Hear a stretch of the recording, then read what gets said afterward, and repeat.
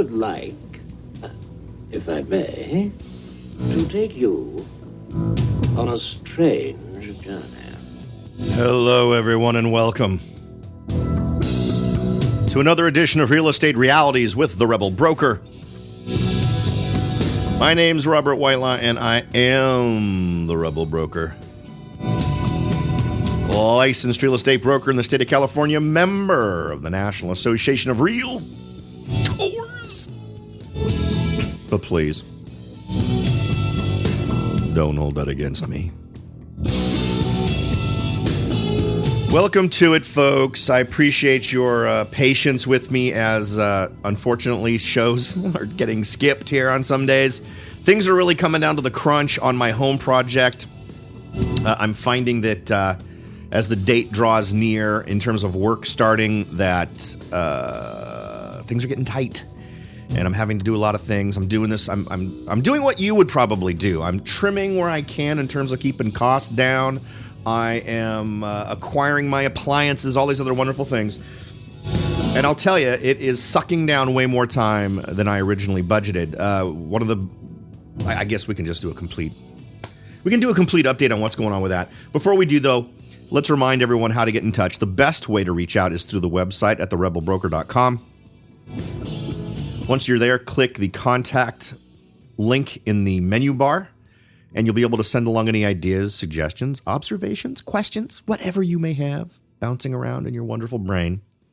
Of course, while you're there, you should also head to the top of the page, click the big red button that says Take the Survey to support the show.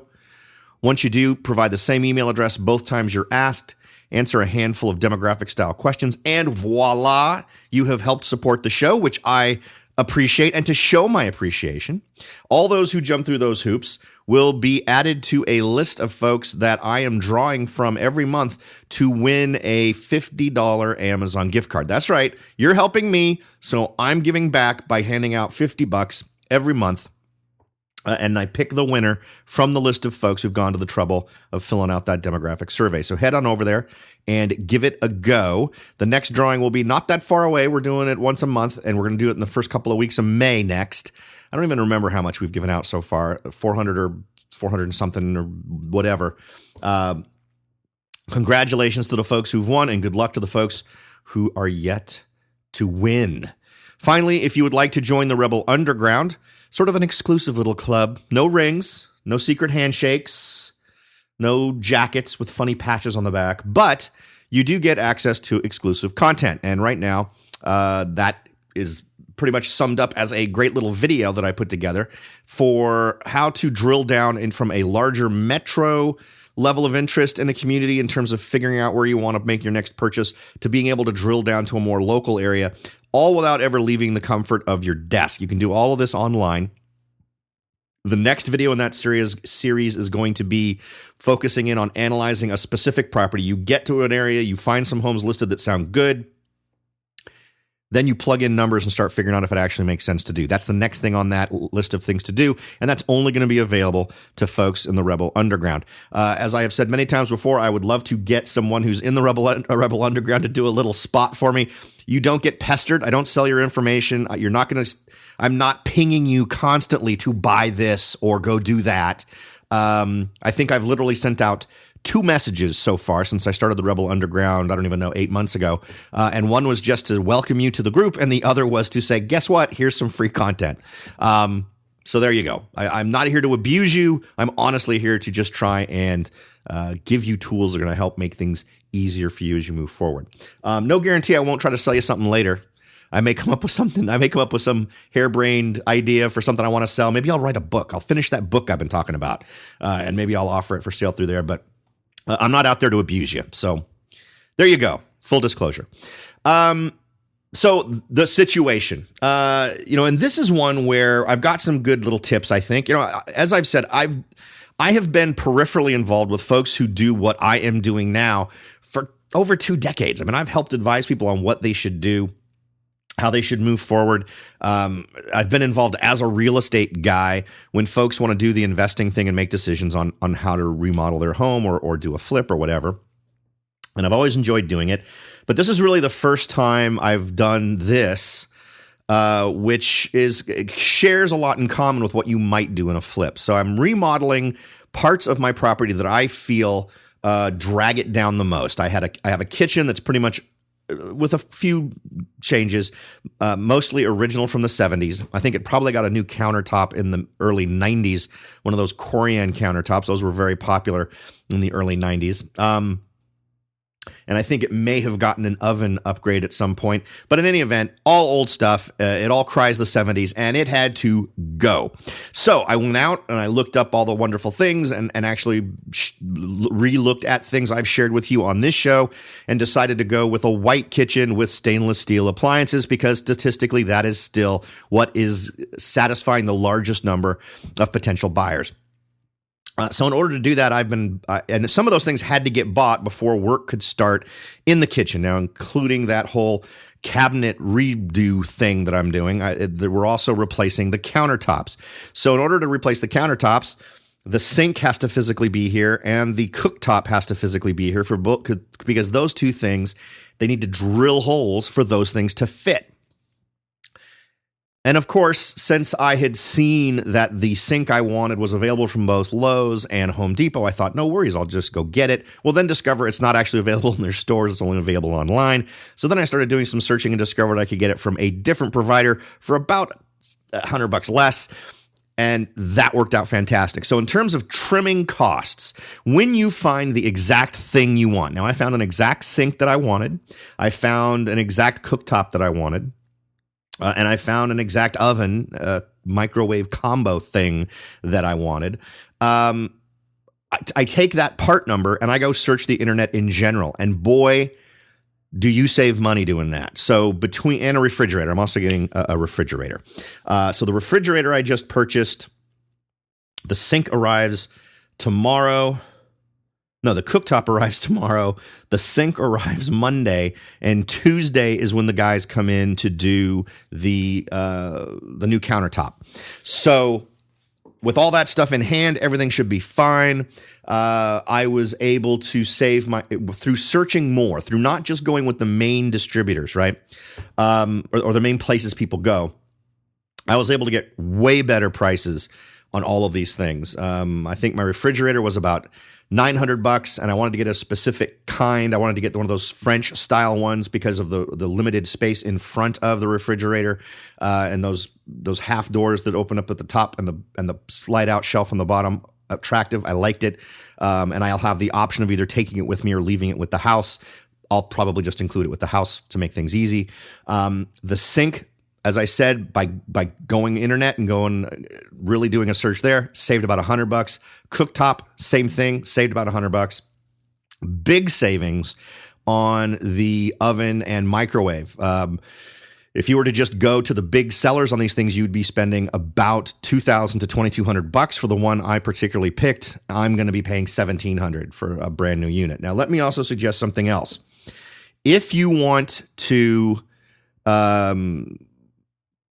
get a remodel going and you want to really cut your costs, one way to go is with, I was finding amazing prices at the Sears outlet store online, but they charge a pretty good chunk of change to ship it. So while that initial for sale price is going to be less than half of what the cost of the item is new,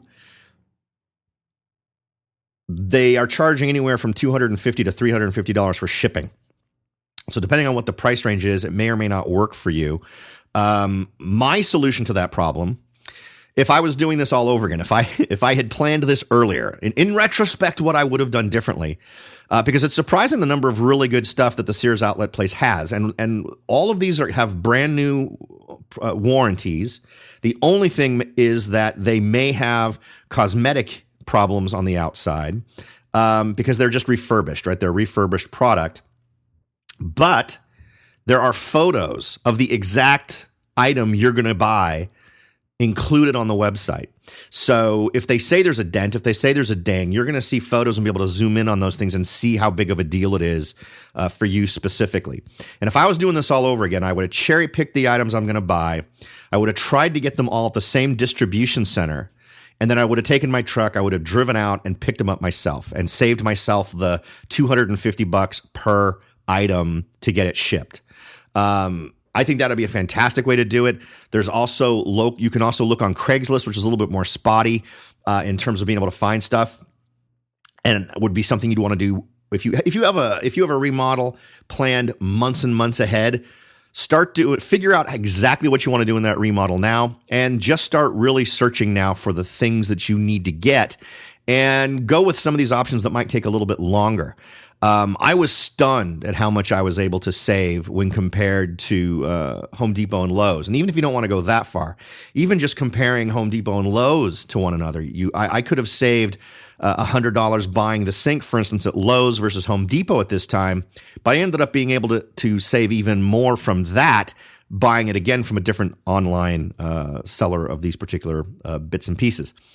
Another thing to keep in mind is the rating of these sellers. Now, I've got some rules. I don't use sellers that are extremely low rated. I don't need that kind of a headache.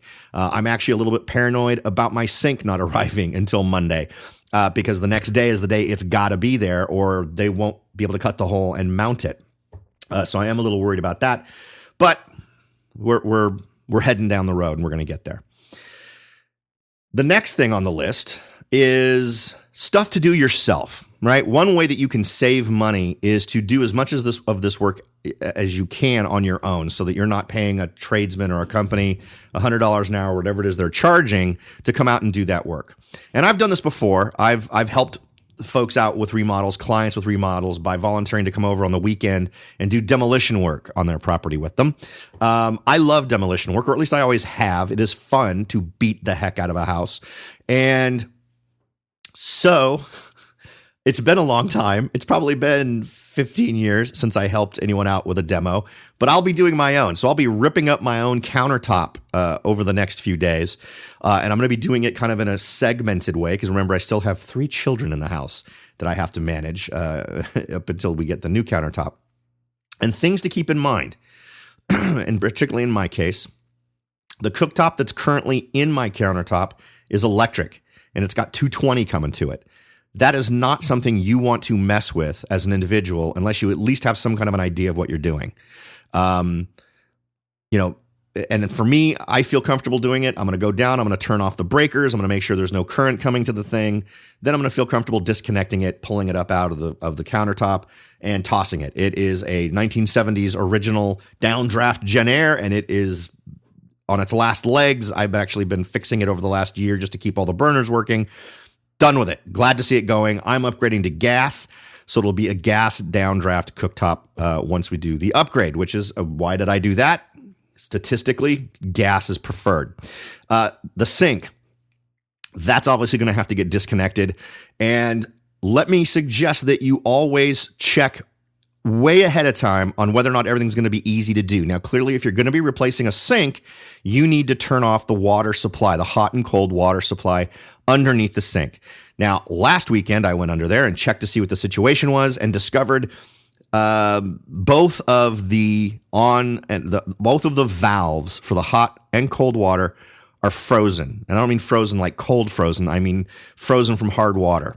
They've calcified. So there's tried even taking a tool in there to get at them, and all it did was deform the handles. So those are going to need to be dealt with. So the water to the house needs to be turned off. Those things need to be removed, and you need to install new ones. I feel comfortable doing that myself. That's something I've done this is a common problem in the house. I've done that through all the bathrooms and feel totally comfortable doing it under the sink. Not sure why I never got to it before for the kitchen, but now's the time to do it. So between now and Tuesday, that countertop needs to get ripped up. I need to fix the plumbing problem. I need to disconnect. I need to turn off the water, disconnect the electricity, and deal with the plumbing and the sink in the kitchen and the cooktop. All this is going to save me a lot of money in terms of just the time and effort to do the demo work. A minimum, as far as just the general minimum, is going to be $600 that I'm saving. All that's going to go into getting the new dishwasher that's stainless steel and these other things that I'm working on to bring that kitchen up to being the best memory of the home when folks walk out. So always keep that stuff in mind. And particularly if you're trying to do work yourself, there's absolutely no problem with doing work yourself, but don't wing it. You're going to want to make sure that you are informed on getting it done the best way possible. But then also for challenging things, and electricity is always the one that I make sure to do intelligently, because that's the stuff that can kill you. The worst that's going to happen if you screw up on plumbing is you're going to get wet. The worst thing that's going to happen to you if you screw up with 220 volt coming into your kitchen is you're going to get fried. And that's something that can kill you. So make sure that you're doing that right. And if you have any hesitation in your mind, if you have any concerns at all, even if it makes you feel a tiny bit oogie, just call an electrician to come and do it and disconnect that stuff for you. It might cost you $80 or $100 to have them do that, but I'd rather you have to pay that $100 than end up without a heartbeat on the floor of your kitchen. Okay. We're going to go ahead and take a quick break right now, but I've got a couple of interesting news stories. We've got an update from Fannie Mae folks and maybe a quick review of what's going on with the Trump tax plan and how it affects real estate. So don't go away. We'll be right back to discuss it after this. Are you ready to jump in and start your search for your first investment property? Maybe you've decided that it's time to own your own home, or maybe you're ready to sell your home and move on to something new. No matter what your goal is, the Rebel Broker can help. That's right. Aside from hosting this show, I am also the owner broker of Whitelaw & Sons Real Estate Services right here in Silicon Valley. With over 25 years experience serving Silicon Valley, Morgan Hill, San Martin, and Gilroy, I or one of my great agents can help you achieve your goals in real estate. So if you're ready to look into taking that next step towards achieving your real estate goals, point your browser at www.soldbyrobert.com. That's www.soldbyrobert.com and get in touch. Let me show you how I will earn your business and your respect. Again, that's www.soldbyrobert.com, or you can call me at 408-852-0525. California Bureau of Real Estate ID 00984-909. Hello, everyone, and welcome back. A couple of interesting things today. What should we cover first? The Trump tax plan? Let's go ahead and do the Trump tax plan first. So I'm going to include a link, obviously, in today's show that will take you right to this article from Inman that talks about the Trump tax plan and what the National Association of Realtors has to say about it. And it's really kind of, we can talk about what it generally does, and then we can talk a little bit about what it does to real estate. In terms of lowering taxes, I think that's great. I'd love to see my taxes go down. I'd love to see people able to hold on to more of their money. There's going to be 4 tax brackets instead of 7, including one bracket for citizens who are single and earn less than $25,000 a year, or who are married and jointly earn less than $50,000 a year. These people won't owe income tax at all. There will be 3 tax brackets for people who earn $25,000 a year, or $50,000 a year jointly or more. Citizens will pay 10%, 20%, or 25% on income tax, and no more than 25%. No business of any size, from a Fortune 500 to a mom and pop shop to a freelancer living job to job, will pay more than 15% of their business income taxes, according to the plan. All great there. But the NAR, National Association of Realtors, is not horribly jazzed about the situation. Who is this guy? Some guy named Brown. I'm not sure who he is.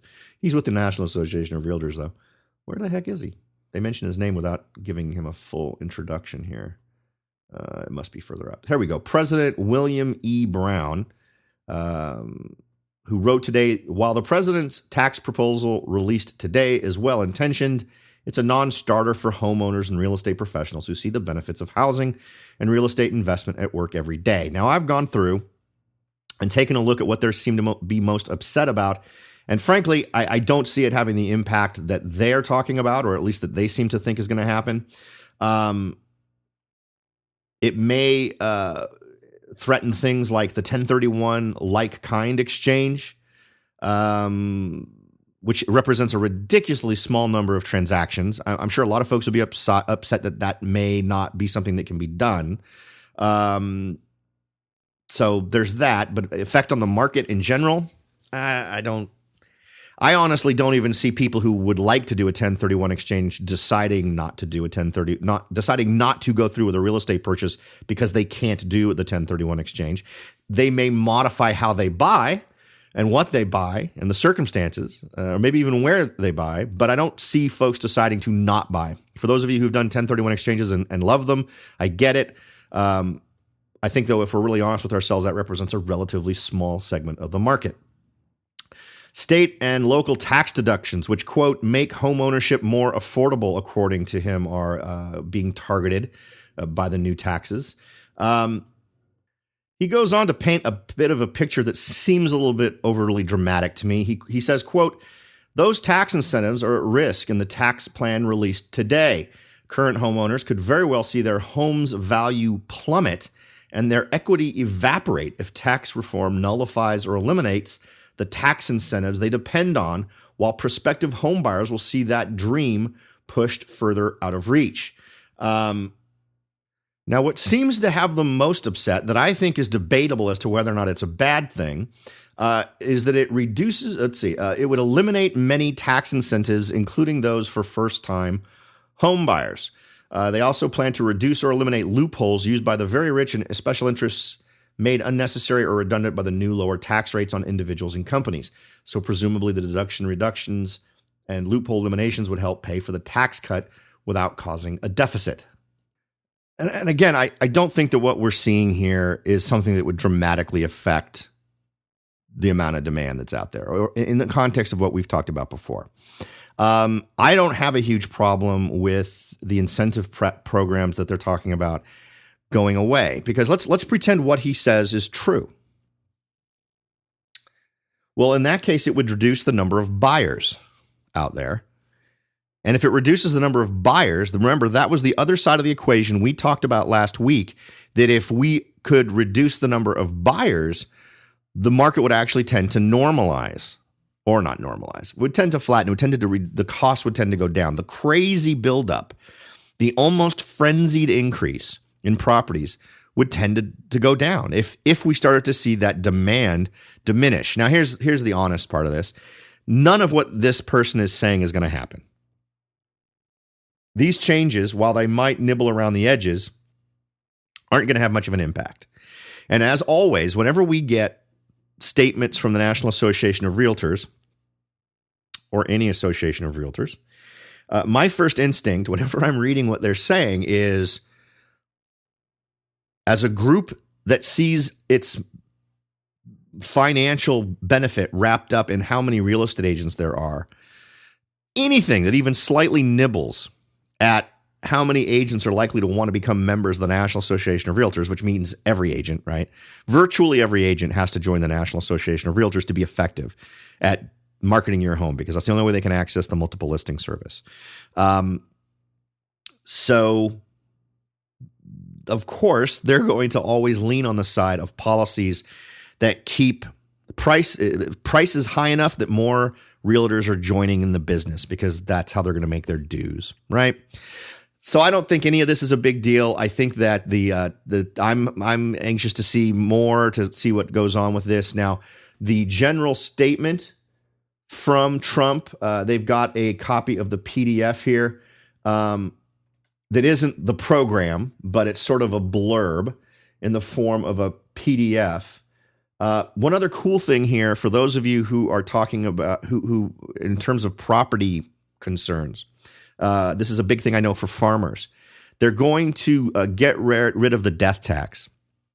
And if you're handling your properties and you've got them organized in a way to try to avoid the death tax, or if you are someone who is trying to organize your estate and you're concerned about what the death tax may do in terms of impacting your estate when the property transfers to your heirs, well, these are all things that are designed to prevent that. The death tax is supposed to go away.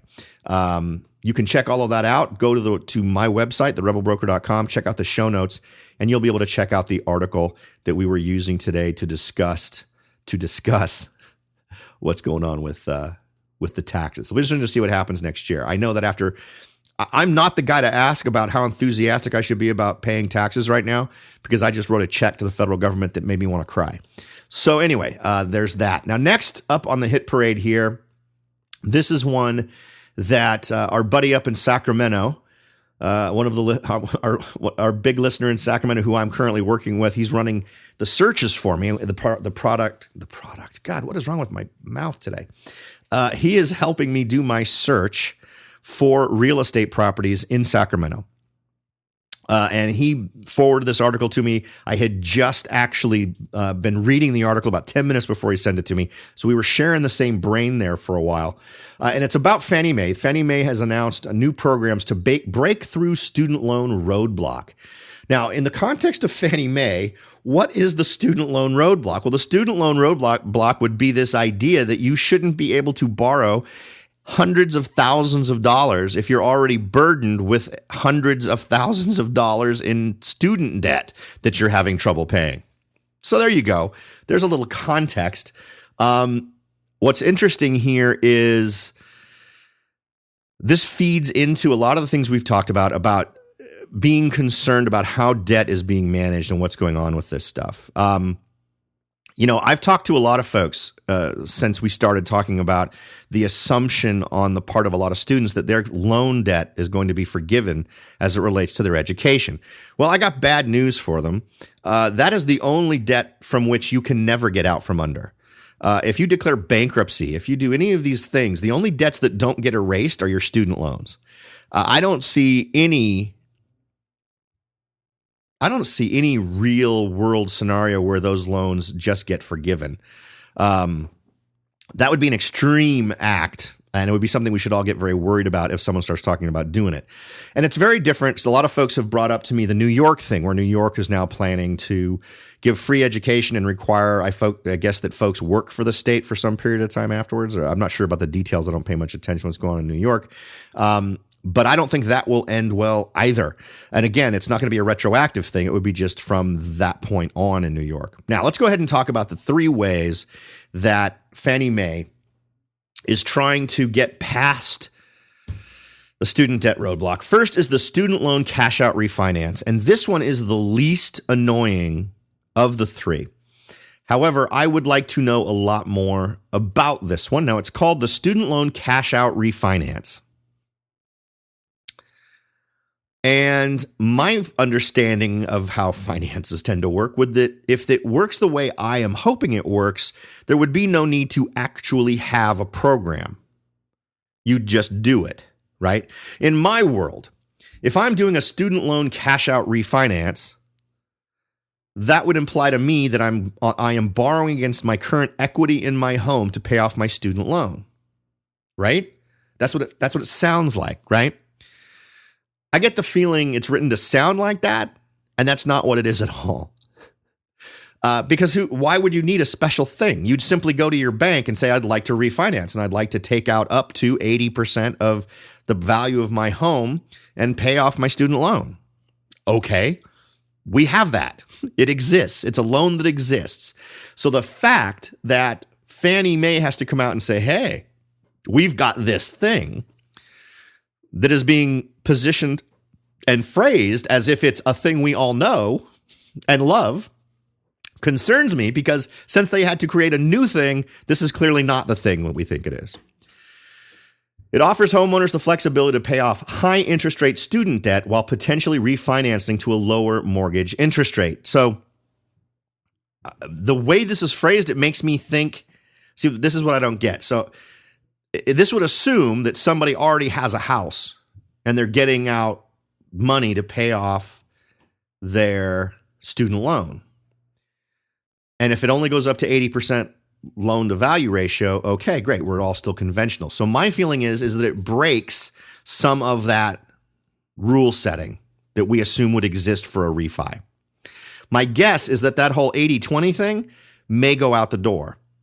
And that what may be happening is you're getting your education loan, your student loan, rolled into the mortgage loan, which may end up with you having a loan that is higher than the value of your home.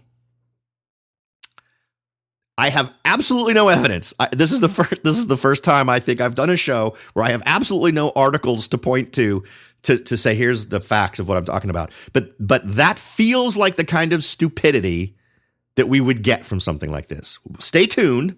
I will find out.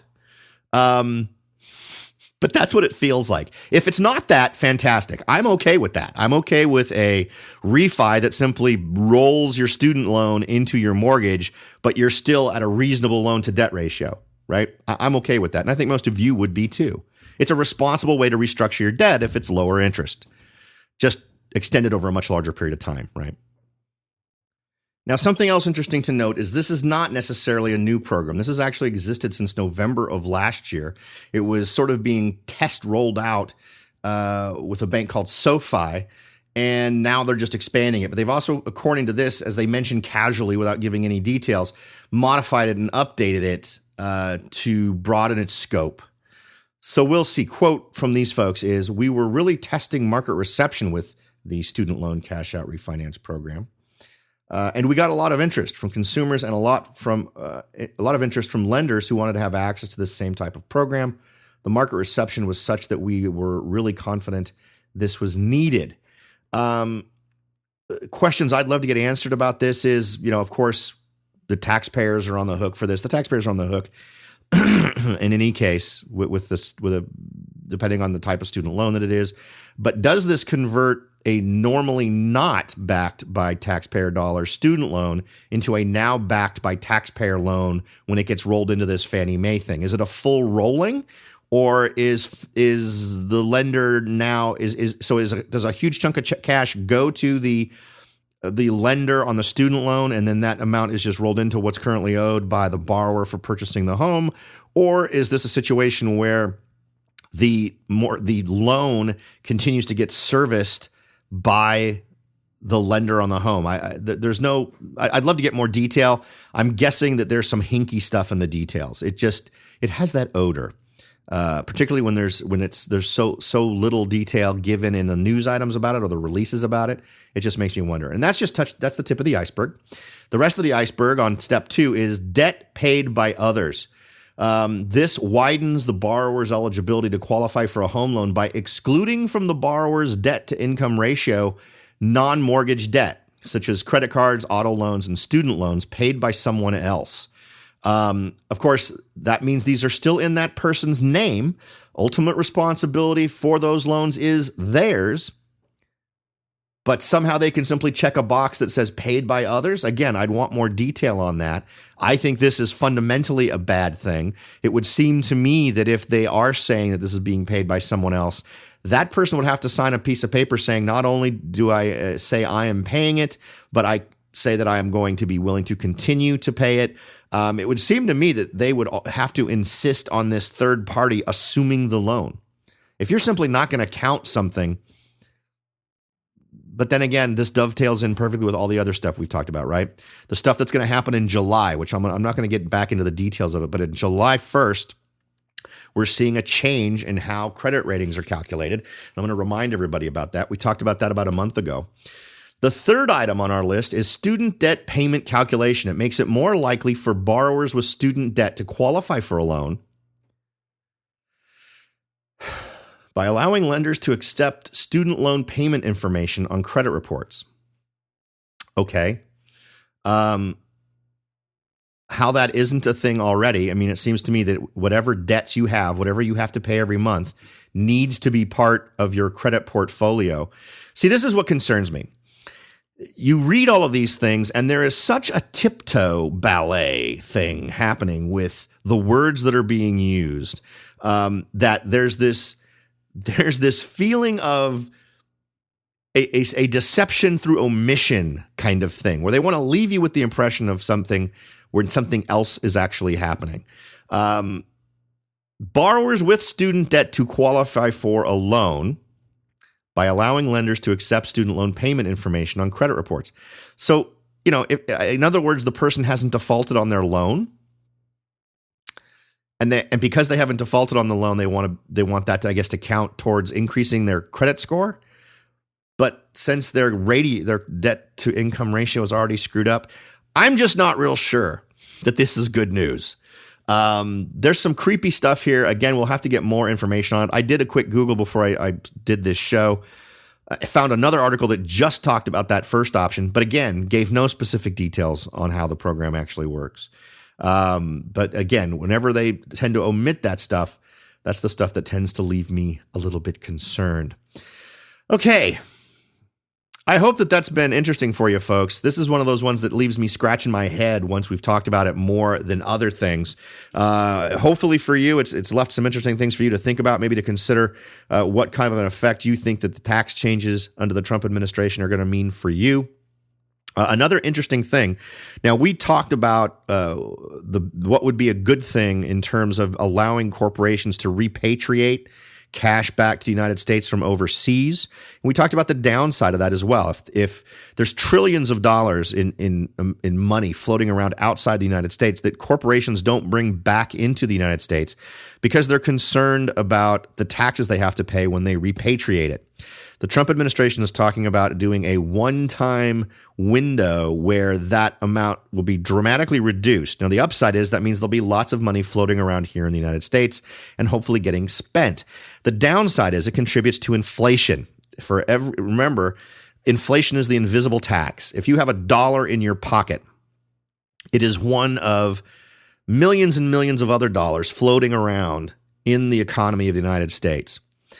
If more dollars, if another million singles are now put into circulation, the value of that dollar in your pocket goes down. It's a way for your money to be worth less a month from now than it was because there's more dollars floating around. Of course, the numbers we're talking about are much bigger. The government's been printing $200 billion a month. Or rather, that's not the United States. That is central banks of the world are currently printing $200 billion in quantitative easing every single month, a ridiculously high number. And what's more, not achieving the results that everyone is hoping globally. I'll include a link if you want to look a little bit more into this. The one of the quotes I've got here is central banks are printing money as though the global economy is in free fall. Why should we care about this? Because we are linked to the global economy. If the global economy takes a dump, we are in deep doo, which would absolutely be. We've talked about what would be things that would totally kick us into a situation where we start to see that first domino, where things start to really lose traction, not only in your daily life in terms of what things cost and what the power of your dollar has, but also in the real estate market. If this ends up being the precursor to that, and we start to see this downfall of the global economies, that'd be a huge deal. So again, I'll go ahead and include a couple of articles on the subject in the show notes so you can get yourself some nightmare fuel before you jump into the weekend. All right, everyone. As always, I certainly do hope that you've taken away more and stuff to think about than the time you have spent listening. I truly appreciate you spending your valuable time with me. Thanks again for listening, and I'll talk to you all next time.